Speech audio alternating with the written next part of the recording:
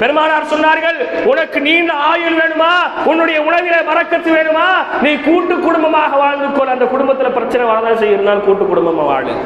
நாயகம் ஸல்லல்லாஹு அலைஹி வஸல்லம் சொன்னாங்க, இன்னைக்கு எத்தனை பேர் போறாங்க, எங்க உம்மா சலச்சலன்னு பேசிக்கிட்டே இருக்காங்க, எங்க வாப்பா செய்யறது எனக்கு பிடிக்கல, ஏன் இதுக்கு அது சரி வரல, நான் தனியா போறேன்.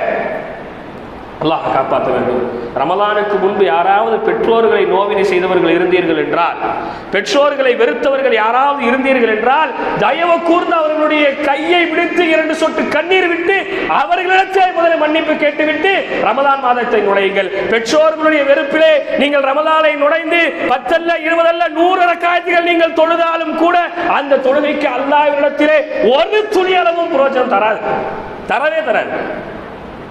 பெற்றோர்களுடைய கோபத்தோடு நீங்கள் கொடுக்கக்கூடிய கோடி ரூபாய் தர்மம் அல்லாஹ் கால் தூசுக்கு கூட மதிக்க மாட்டான். கணித்திற்குரிய அல்லாஹ்வின் நல்லடியார்களே, எத்தனை இடங்கள்